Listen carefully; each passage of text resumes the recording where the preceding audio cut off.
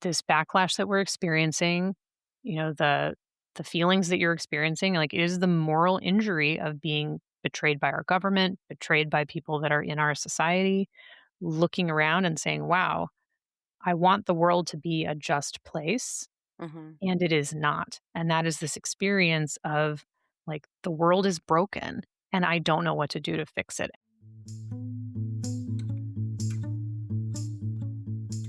Hey there, fellow nerds. Welcome back to another episode of The Present Illness, the podcast where two physicians try to make sense of a world that's a little febrile and definitely underdiagnosed.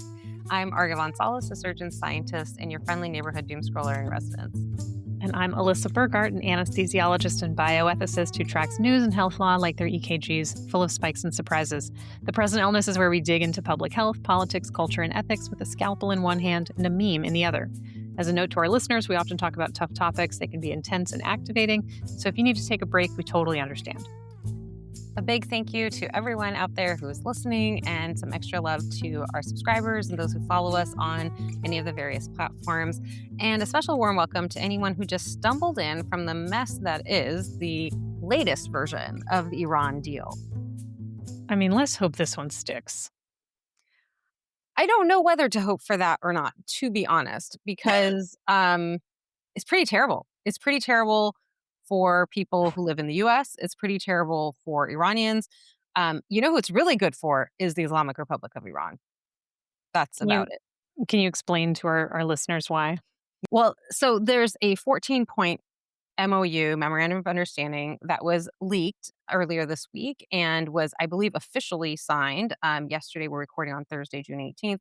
And it was signed at Versailles, which is kind of interesting for anyone who knows history, because that's where the treaty that ended World War I was signed, with unconditional surrender, essentially, from Germany at that point in time. And many have described this MOU as unconditional surrender by the United States. Of course, Trump and his team had said for a long time that they would only be okay with unconditional surrender from Iran. But in fact, they are getting, I think, more than they probably dreamed of out of this Are war. I you mean, to the are point, you telling me that there was nothing about attacking Iran that has ever been in our benefit? correct. That's what And it feels it's like. it's so harmful. It's so harmful that somebody was joking that Greenland is now asking to be invaded so that they can also get such a good deal from the United States. So here are just a couple of bullet points. It's 14 things in the MOU. We're not going to talk about all of them because this is not our main topic today, but I'll highlight a couple things. So one is that there is apparently going to be a fund of $300 billion given to the Islamic Republic of Iran. Now, where that money is coming from is not totally clear, and there's different versions of that story. Some saying that it's going to be the Middle Eastern countries that are going to pay that money. There's no reason they would. Why would they do that? I think it's going to be much like the ballroom, that it's going to be US dollars, like our taxpayer dollars, in addition to the almost $100 billion we've already spent on a war that, mind you, Congress did not approve of and is very unpopular, that people do not support.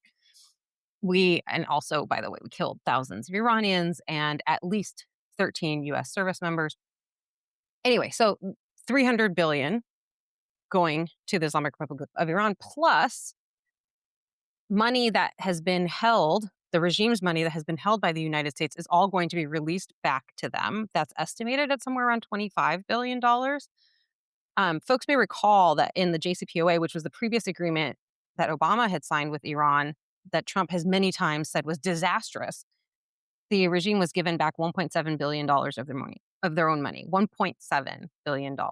And that even yesterday, Trump was still lambasting. Yet he's now giving them, it sounds like, at least 25 billion that we have been holding in of their assets that we've been holding in the US. And then also this 300 billion on top of that. In addition, the folks in Iran had said that they were going to start charging for people to go through the Strait of Hormuz. That is not something they did before. This memorandum, at least the version that I saw, leaves open the possibility that they can charge now for ships to move through the Strait of Hormuz, not in the first 60 days after the agreement, but after that, it says it's up to them and Oman to decide what to do. There is, anyway, lots of things that are, I don't want to spend too much time on it, but lots of things that are empowering, emboldening, and enriching the Islamic Republic of Iran, the government that the people in Iran have been trying so hard to get rid of. They are now coming out of this war with, supposedly the best military in the world, right? And they're coming out ahead on almost every front. Oh, I should have mentioned also all the sanctions are being lifted. All the sanctions. Like that's in some ways, maybe it will be economically beneficial to the people of Iran who have suffered greatly under these sanctions. But we've been asking for targeted sanctions against the regime for a long time. And not only are they not doing that, they're just lifting, apparently, all the sanctions. And those who care about this nuclear weapon idea, which is supposedly part of why this war was started, might be curious to know what's in the agreement about that. Nothing. There's a section about, we will talk about what will happen with regard to nuclear weapons, and But like also maybe, Mhm. maybe there was a pinky swear in Versailles, or like maybe there was, I don't know. Yeah, No, I mean, they're not going to do it, right? If they say they're not going to do it, they're not going to do it. It's fine. There's also the question of the enriched uranium that supposedly was like part of the reason for the necessity of this war in the first place, because they had enriched this uranium. And for a while, Trump had been insisting that that uranium needed to be seized in some way. And yesterday he was like, I don't even know that it really matters all that much.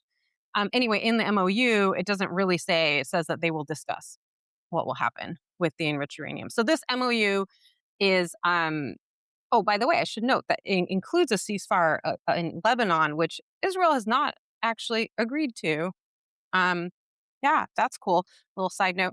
Anyway, this is supposed to set up a 60-day period, which can be extended if both sides agree, um, for them to hammer out these details about the nuclear weapons, the enrichment, getting the money transferred, all this stuff. So I don't know if I were a betting person, whether I would bet that this is going to hold. But I do know that Trump is bored of this war. And so I do feel he like does there's a not. lot of decisions made based on like excitement and boredom. Oh, I mean, I think he just doesn't have it in him. He's like, whatever, whatever. I mean, why else? I cannot understand why else you would give so much to a country that isn't helping anyone. Like, they're not helping their own people. I mean, by the country, I mean the leadership of the country. Like, anyway, it doesn't make sense unless your only goal is, let me be done with this. Give them whatever they want. Let me be done with this. Of course, this is the guy who wrote The Art of the Deal, which I don't think he really wrote anyway. I think it was Oh, ghostwritten. yeah. But what a great, great deal. Anyway, it's a slap in A the great face deal to for Iran. it's a great deal for the Islamic Republic of Iran, and it's a slap in the face to those who live in the Iranian US people. and Iranians. Yeah. I guess we're just gonna have to hold our breath and see what happens, huh? Yeah. Honestly, I don't have a lot of confidence that this will hold. Maybe it will. I don't know. But even if it does, it's really the worst, almost the worst case scenario for Iranians. I mean, I just stand by the fact that it seems like this whole thing was a total waste of time, energy, money, and human life. Yeah, but the strait is going to be open now, Alyssa. The strait was open before.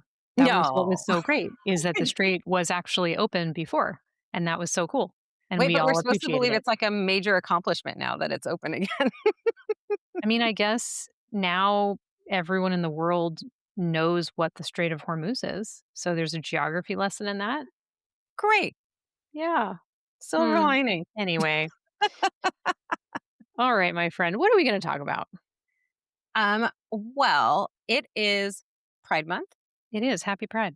Happy Pride. Happy Pride to everyone listening. I've got my Pride nails for people who are seeing this on video. Oh, very nice. I always do. I think I need to do a post about it, actually, all my Pride nails. Every year, it's like one of my favorite things is doing fancy Pride nails. Anyway, um, I want to talk about a few things that have happened just in the last week that really highlight how Pride is different now than like 2 years ago, because of everything that's gone on with the federal government. And I want to start with a story that's local to us, which has to do with the San Francisco Giants. So the San Francisco Giants had Pride Night recently, earlier this week, and they had actually a gorgeous version of the San Francisco Giants hat, which I'm going to look for because it's actually really beautiful. It has the SF logo as per usual, but it's in rainbow colors. And it's a beautiful hat. The hat itself is black, and then it's white lettering with the rainbow over the top. Anyway, so it was optional for players to wear this hat. Most players wore the hat. a few players chose to put Bible verses, handwritten Bible verses, onto their hats. This was a form of basically protest. Against wearing a protest against pride? Correct. I see. It's And interesting 'cause so, there's, like, a bunch of gay stuff in the Bible, so they should probably read the whole thing, you know? yeah, I'm not sure that they have. Okay. Um, I'm not sure their focus is like really on the right thing here. Okay. So one of the players whose name is Landon, I think it's Roop, Roupp, um, said that it wasn't about hate at all. He said, "It's just what I stand for and what I stand on. I believe in God. It's just about God's covenant and a promise that he makes to us that, his faithfulness and his mercy. That's just kind of something I believe in, and I stand firm in that. And I'm thankful we live in a country where, we have the freedom to believe what we want and express what we want."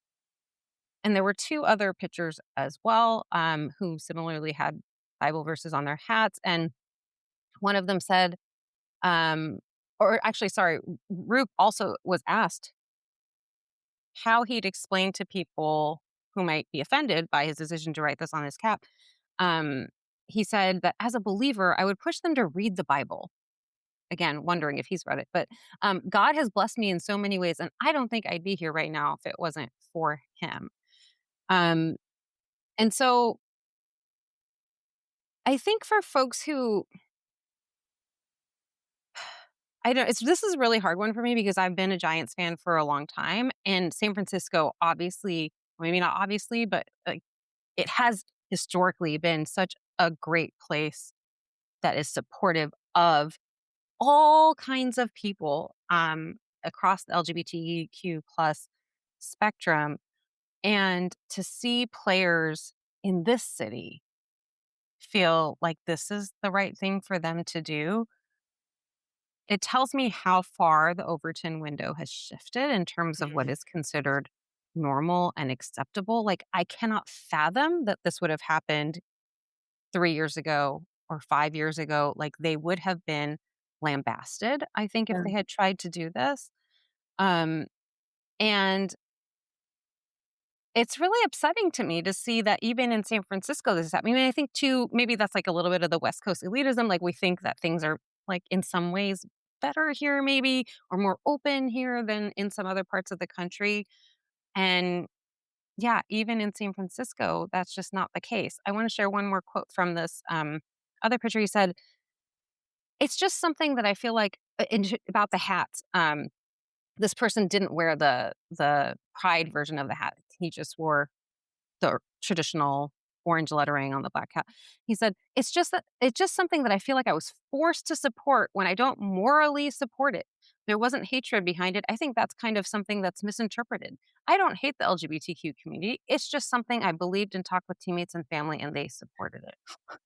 I don't hate the LGBTQ community. I'm just not particularly curious about your civil rights or your right to exist or your right to safety. But yeah, whatever, man.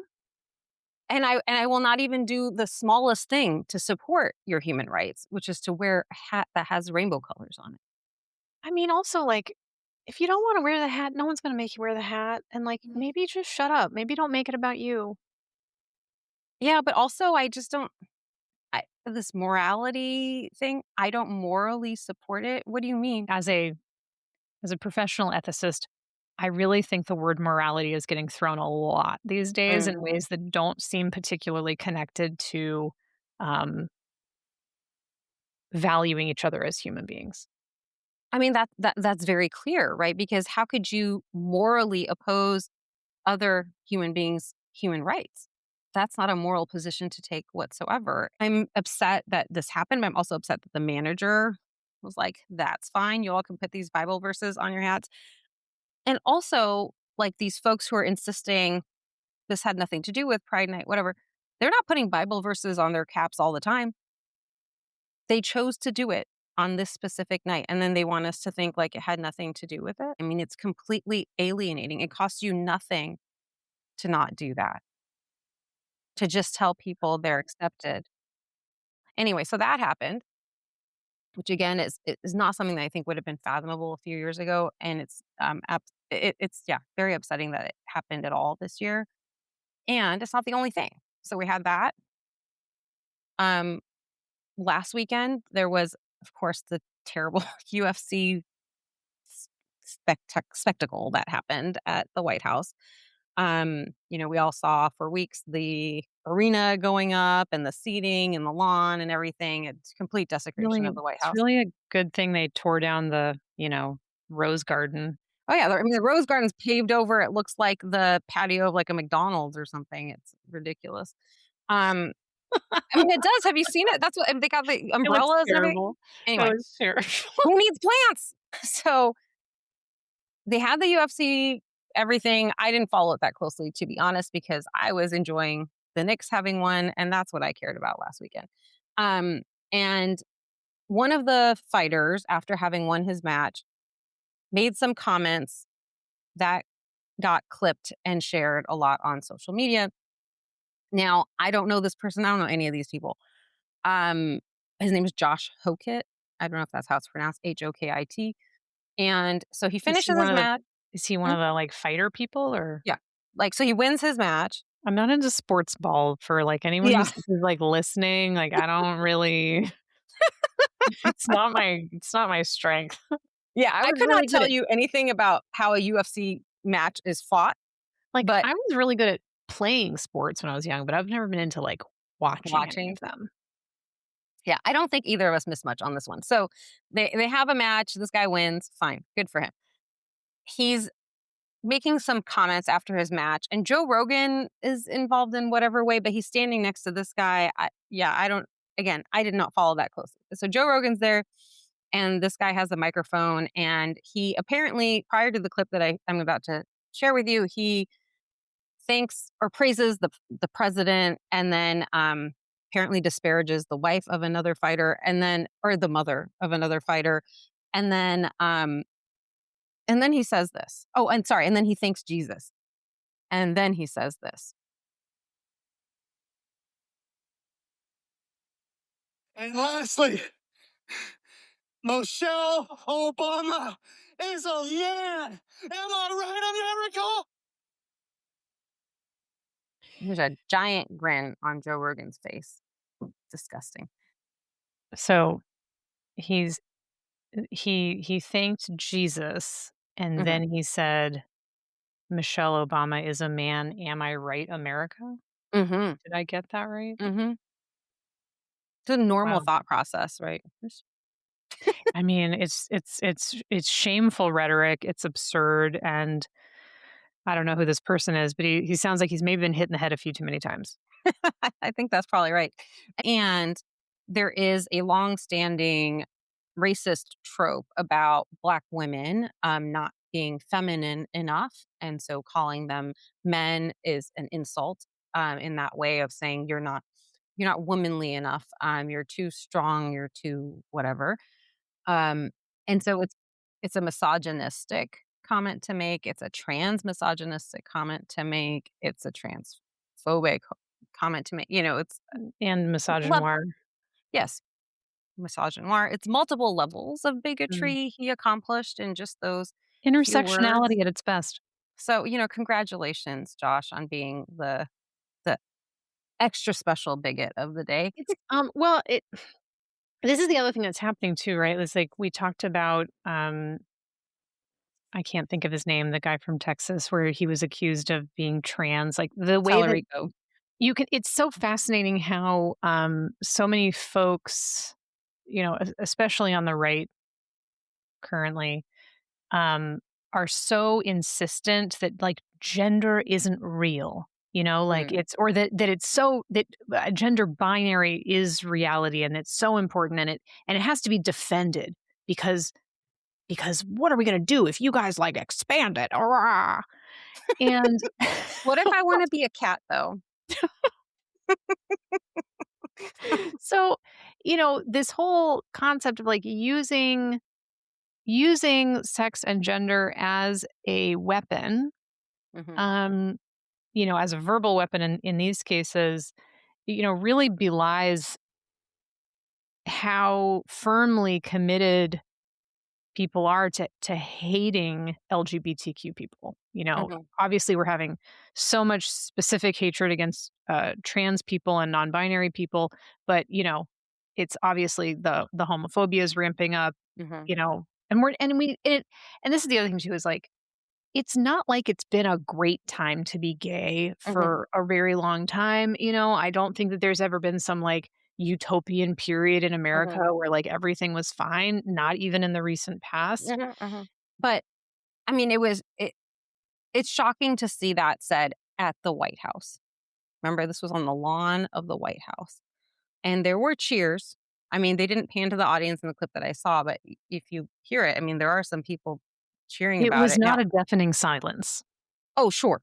Indeed. And then, like I said, you have Joe Rogan there, like smiling that big grin. No reason to give him a benefit of the doubt, to be honest. But the reaction afterward, as you can imagine, a lot of people have been upset. And even people you might not expect were calling for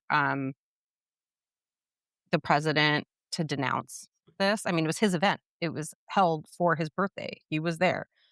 Um, It will surprise no one listening to this to know that he has not denounced it in any way. I mean, remember, this is the guy who posted a meme or like a video of Michelle and Barack Obama with their faces made to look like monkeys. So um, I was certainly wasn't expecting him to say anything. JD Vance has said. I mean, nobody who was involved in organizing this event, aside from Dana White, who is I don't know his official position within the UFC, if he's CEO or whatever, but heavily involved in UFC, did in some way denounce the comment, but certainly not the president or anyone from his administration when this is the former first lady that they're talking about. Um, and then there's the people who are like, I guess this is what I found surprising is the people who are like, oh, I thought the left liked transsexuals. Why are you all upset? And they use that word too, transsexuals. There's just lots of weird things being said. And again, you're right. It's not like there was a period ever where people weren't saying things like that, but it is so normalized now because our own government doesn't believe that trans people have a right to exist and is openly racist about so many things. Um, so that was the The mask is Mm. off for sure. Oh yeah.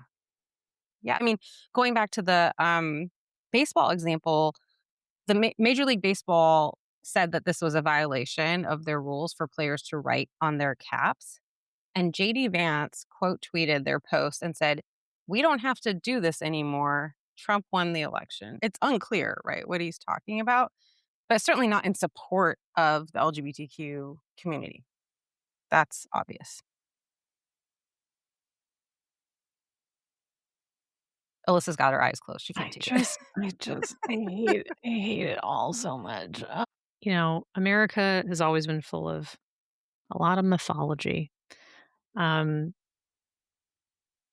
but it's like, when I think about, all of this is happening, of course, it's like it's the 250th anniversary in a couple weeks of, the founding of this country, liberty and justice for all. I mean, my goodness, we all had, I don't know, did you have to say the Pledge of Allegiance Oh, every yeah. day when you were a little kid? Me Yeah. too. Me too. Every day, every day. And To if you the didn't do republic it, for which it stands, one nation, under God. Under God. indivisible is what I kept hearing, but Mhm, apparently mhm. not. We're so far away from our ideals. I mean, we're like they're in another stratosphere. They're in I don't know where they are. But we're not even heading in their direction. I mean, it's just racism baked into every single thing that they do and say, um, and intentionally. I mean, they are making these policy decisions. They are choosing the websites that they've removed, honoring people from the past, military leaders, et cetera, who were Black or other people of color. Um, anyway, so yes, intentionally, purposefully moving away from the ideals of the country as we head into this 250th anniversary. And the last example I wanted to bring up that also just happened. I mean, this is all happening all the time. That just happened this week is a man who was traveling with his two young daughters on a road trip. stops somewhere, takes them into the women's bathroom so that he can help them pee, wash their hands. And a man, white man, for what it's worth, comes along and starts yelling at this guy about why he's in the women's bathroom, and calls the cops to report that this man is in the women's bathroom with his two young daughters. One of the girls is so upset she starts crying. And this And these story on you and I watched this video together, and we'll put a link to it in the show notes. But like these are girls that are very, very little. I mean, yeah, they have their faces blurred out in the video, but they look like they're probably like, 3, 4 years old, maybe. certainly younger than 10. I couldn't tell. I mean, Very little. one of them in the original video that the man himself posted, the faces aren't blurred. I thought maybe 5 or 6, but I don't, anyway, little for The sure. point is that when you are a parent and you are traveling with your children, and like my kids are a little bit older now, but like when they're little, I mean, this is a big deal. And I used to always take my son into the women's restroom with me when he was little Mhm, because I'm not sending my 5-year-old into a men's bathroom. mhm, And in fact, even when he got to the age where he really didn't want to go into the women's bathroom anymore, like I would stand outside the men's bathroom at like rest stops or, any place that we would go, and you always worry because, like, I'm sorry, the people that I'm worried about are in the men's mhm, bathroom. mhm. That's correct. And so what's been disturbing to see, so first of all, it is totally inappropriate to call the police because a man is taking his daughters to the bathroom. Like, let's just start with that, to be clear. And then, second of all, the reaction online has been, as always, I don't know why I'm surprised, very disturbing to see. There are people who are actually earnestly arguing that this man should have asked some random woman to take his daughters into that bathroom That is outrageous. instead of him taking them in there. There By is the way, there was no one in the bathroom when he took them in there. Yeah, I mean, this is what's so dumb. And like in the video, the man who's like so belligerent and he's like on the phone and he's like a real Karen. What's the boy word for a Karen? Chad. A Chad. He's a Chad. Um, and it's so embarrassing to see this grown ass man. He's like yelling in the phone or speaking with a stern and intense voice into the phone. And then this young And man he's is like, older, by the way. He's like maybe in yeah, his late 50s or something. He's older. yeah. But like this, in this video, this young dad is literally holding his child up to wash her hands. And this man on the phone with the police is like, yeah, and he's just taking his sweet time. And I was like, well, it does take actually full 20 seconds of scrubbing with the hands to effectively wash them. And children are disgusting. Like, I love them. They're adorable. I love taking care of children as a pediatric anesthesiologist. They're just little fomites. They're just always got their fingers up their noses and they're like always touching stuff. It's gross. They need a full hand wash, okay? So yes, this dad is taking his sweet appropriate time washing his children's hands after they have literally gone to the bathroom. So it just the whole thing is it's embarrassing Mhm, and it is outrageous that this mhm. man is like behaving this way, this non-parent man, and he's like, my wife is waiting to go to the bathroom. It's like, well, okay, so she's waiting to go to the bathroom, but okay. But also, she can go to the bathroom. She can't. She feels she can't go to the bathroom because there's a guy washing his kids' hands in the bathroom. Does she I live mean, in a house with a man? It seems like she does. Is and she not honestly, able to manage? not very nice man. Yeah, not So very nice. that's what I saw. The man she lives with is not very nice. Maybe that's why she doesn't feel comfortable going into a bathroom where there's a man. Right, because she thinks they're all like her husband. I'm just 'Cause, saying. I mean, it's very possible. But I just think there's been so much, and we talked about it in our bathroom episode, there's so much panic about what's going on in public bathrooms, which is honestly so weird. Like, once again, why are people spending so much time thinking about other people's genitals? But also, how did it come to this? Like, this is just a guy, this is just a dad taking his girls to the bathroom. Apparently, you can't do that anymore either. Like, that's how far they're taking this campaign that targets trans people. But now they're like, no, a dad can't take girls into the girls' bathroom. Men are not okay. Well, I think, They're I'll not be honest, okay. a lot of people are not okay in this moment. I mean, that's part of the problem. A lot of people are not Oh, okay. People are not making enough money to survive. The prices of everything, rent, sure. property, groceries, gas, everything has gone up. Of course, because of intentional choices made by our administration. And then we've got this massively increasing wealth inequality with Elon Musk having just become, by net worth, the first trillionaire. God, so And yet we have people who can't even afford shelter. Oh, well, and I think I saw that like over 700,000 children have lost their school lunches. Like that's kicked into effect. It's great. I mean, there's a lot for people to be angry about. And I think it's hard for them to know where to put that energy, who to take it out on. And what our government and what Republicans or conservatives have done is to give them targets. Here's who you should point your anger at. You should point your anger at Black people. You should point your anger at trans people. You should point your anger at gay people. You should point your anger at women who have the audacity to want to have control over their own bodies. So that's, I think, what's happening, right? Like people are upset, rightfully so. They're not given meaningful actions they can take about it. The government is like, oh, you know who's at fault? It's not Jeff Bezos, Elon Musk, or Donald Trump. It's those other people. It's the immigrants, right? So they're giving them targets to focus their anger on instead of focusing. Imagine if we all united collectively and said, hey, what's going on with this capitalist hellscape that we're living in that is the real reason we're all suffering so much? And why don't we redistribute this wealth? Why don't we tax the rich at the rates that they really should be taxed at, comparable to the rates at which the rest of us are taxed at? But they keep folks distracted with all this hate.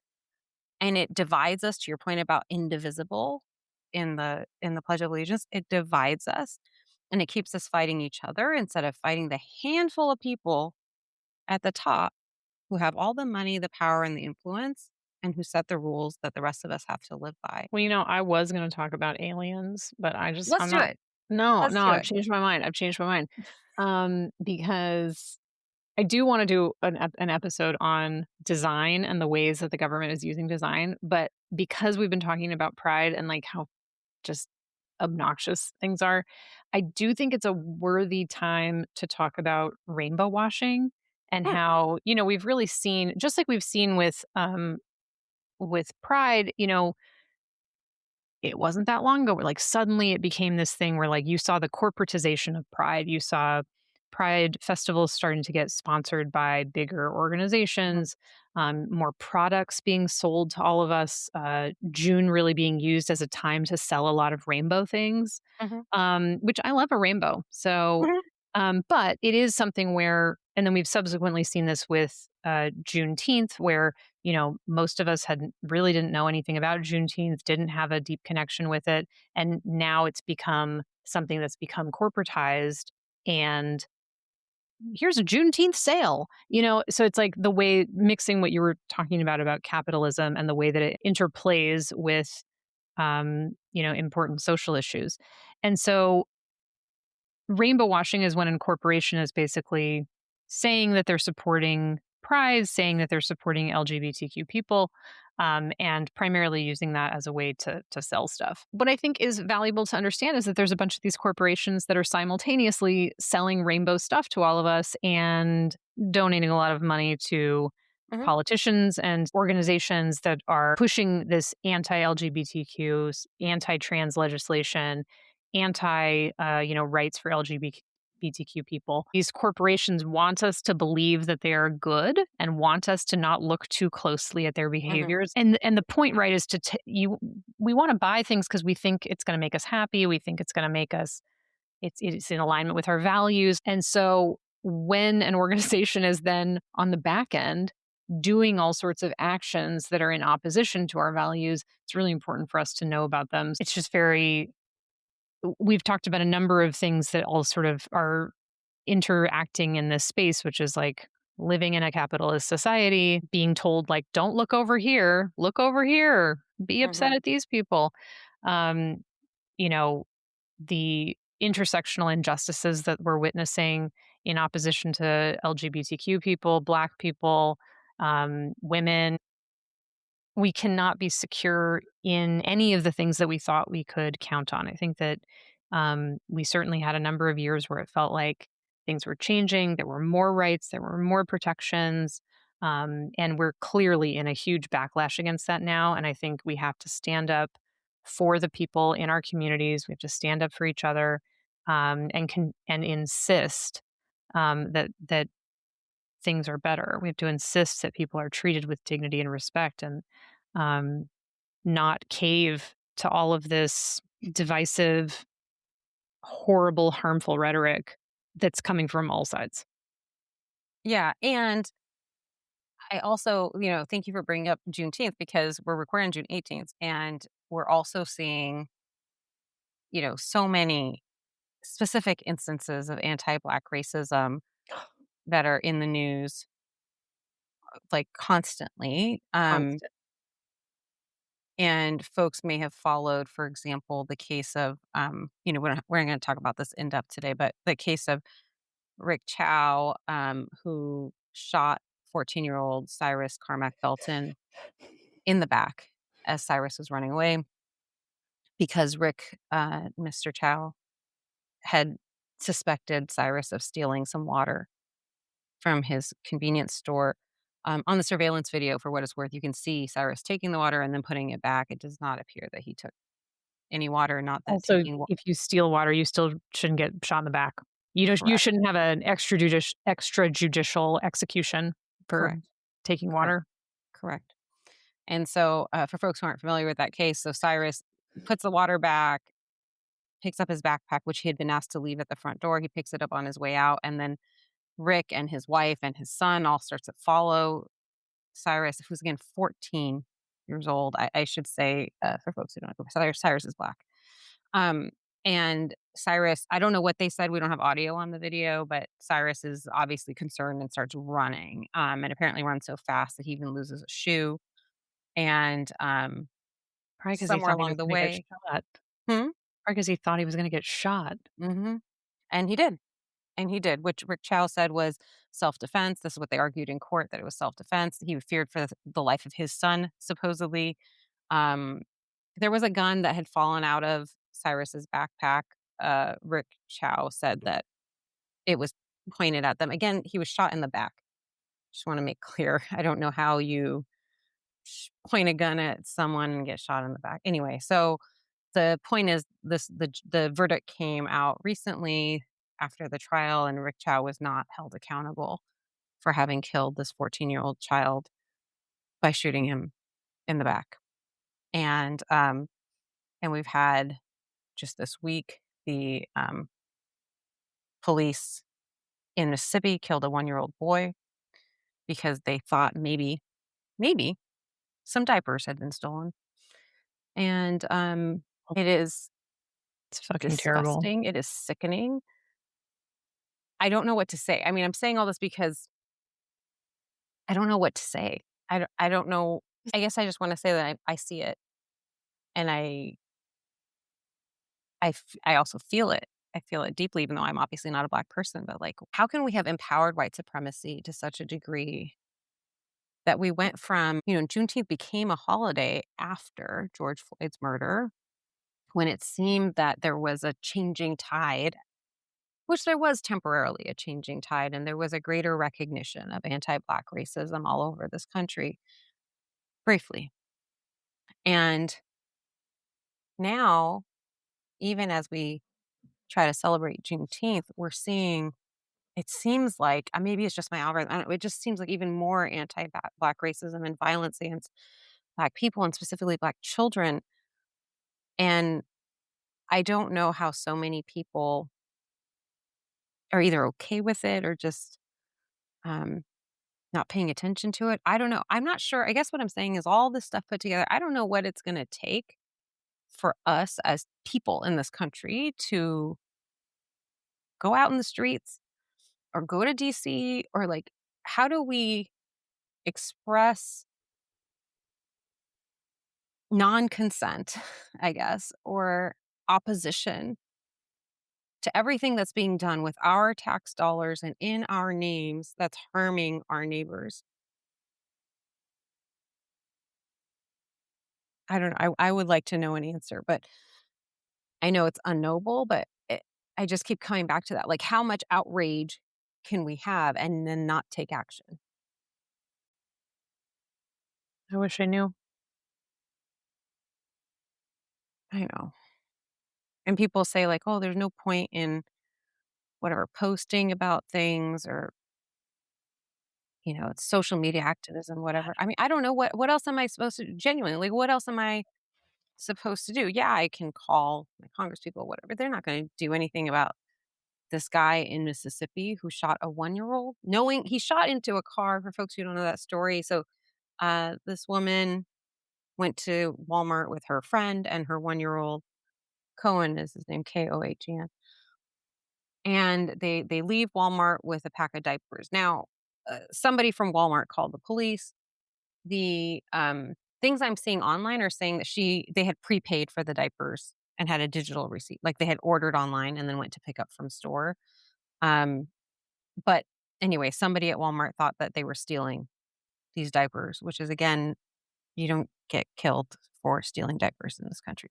You're not supposed to get killed for stealing diapers in this country, even if that's what they had done. Anyway, so they walk out and then they get in the car, and the mom of this 1-year-old holds up her baby. I saw her talking about it. She holds up her babies to make sure that they can see she has a 1-year-old in the car. And the police say that they were driving toward the police. Eyewitnesses say they were not. Eyewitnesses say they were driving away. And they shot several shots into the car. The driver, who was the mom's friend, was severely injured, and the baby was killed. And what's happened to the policeman who did this? Well, he's been put on administrative leave.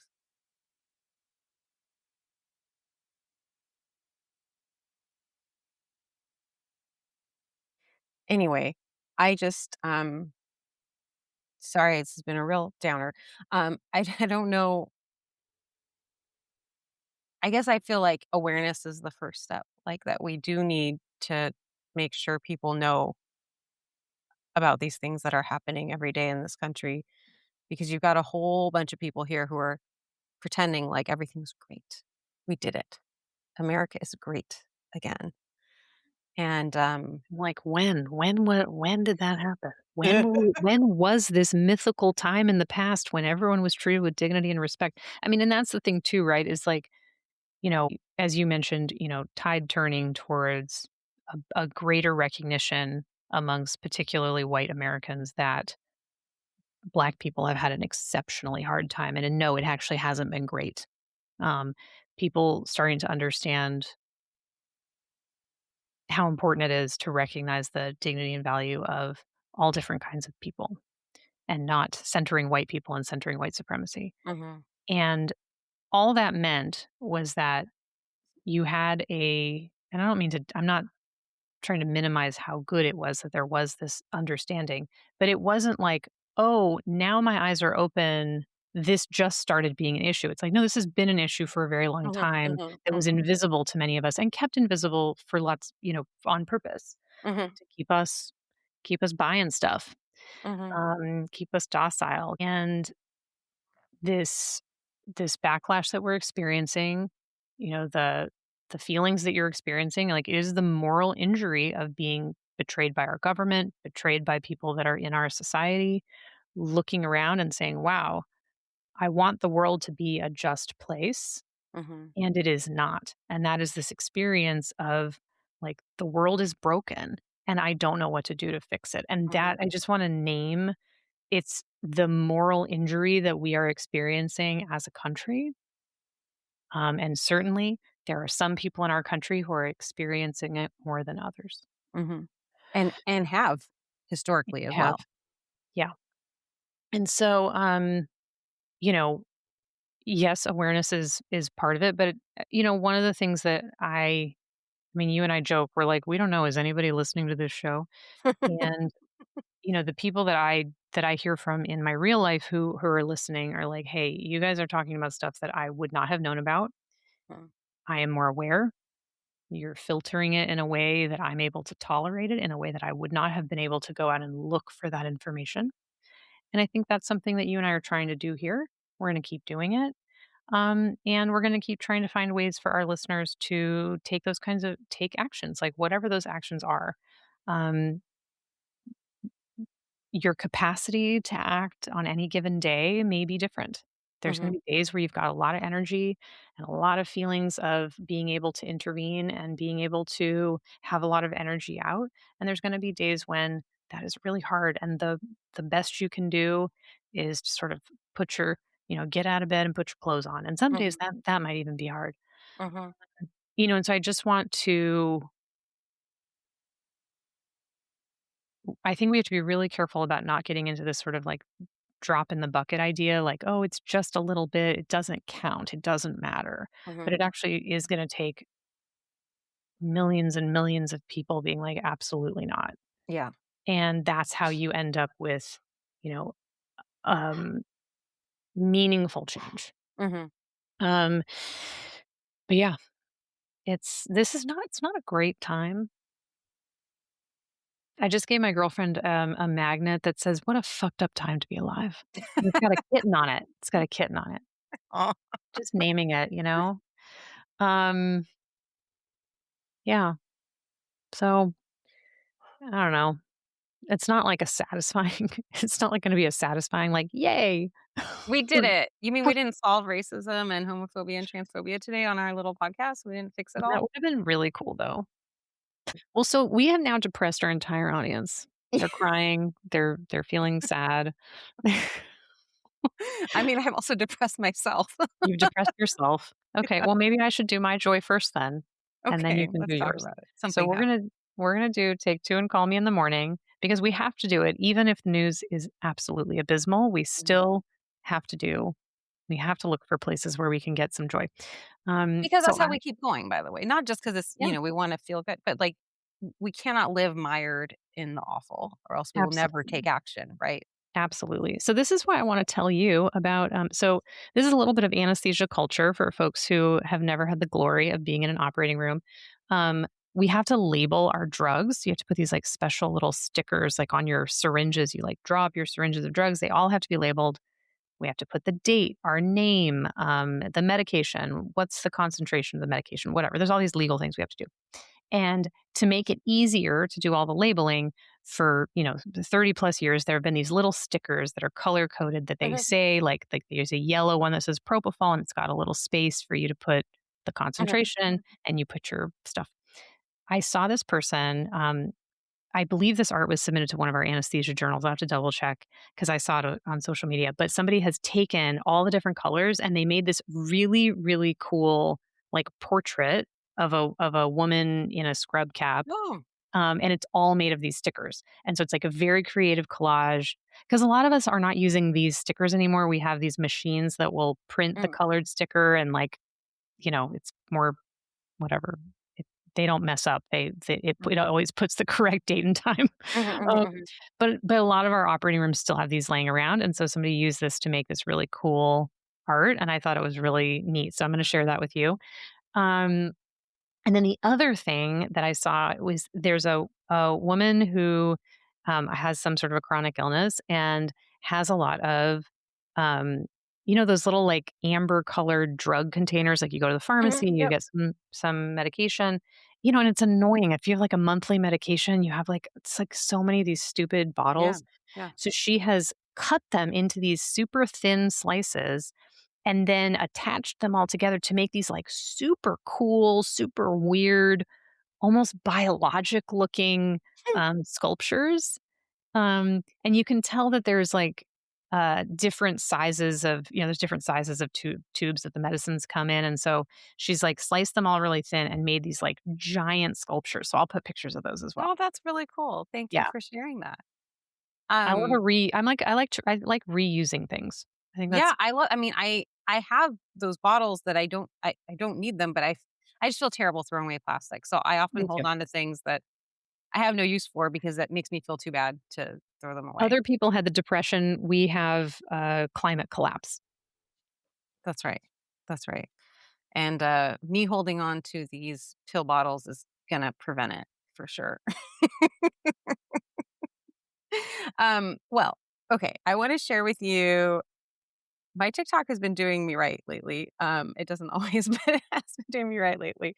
I want to share with you a song, just part of it, that came across my algorithm just yesterday. But it also, anyway, I'm just going to play a little snippet and I'll put a link in the show notes. Are you ready? Sweat through my shirt, praying for no reason. One move hurts, the other's cold. What the fuck is this season? Crack mayonnaise commercial. Think I got angry at us cool. Now I'm Googling, am I dying? Can this be over soon? Hold the suitcase and left without a note. My hormones packed a suitcase and left without a note. Anyway, it goes on for a while. It's very good. It's a high production value also. So I encourage anyone who's in the perimenopause time of their life to watch it, or if you're living with someone who is. There were multiple men I saw in the comments being like, oh, I learned a lot from this video. Anyway, yeah, that's that's that one. There's also another one I'll put in the show notes. That's a dentist. It's really funny. He's singing Alanis Morissette's "You Ought to Know," Okay. and he's I got don't know. Okay. you ought to know. That one. He's singing it though. He's changed some of the lyrics. He's singing it to a patient who he did a lot of work for, and it wasn't covered by her insurance. And now she's gone on to another dentist.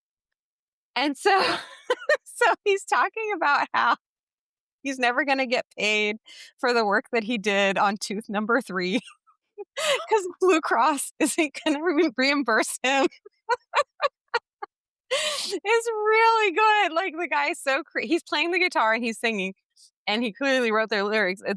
It's really good. Anyway, I will put a link to it because at first when it started, I was like, what is this? And I thought he was just going to sing the original song. And I was like, that's kind of mean. That song, like sung to a former patient, is like pretty mean.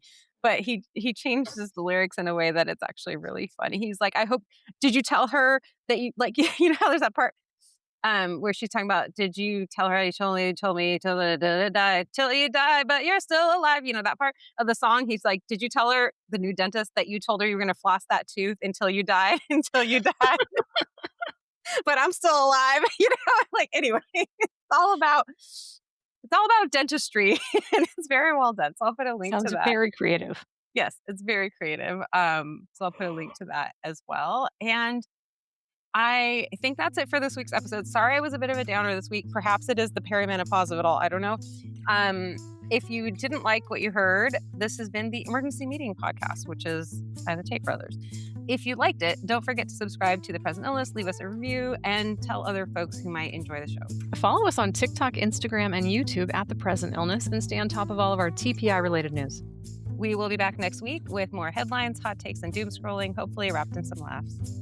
Until then, agitate, hydrate, take a nap. We'll see you next time on The Present Illness.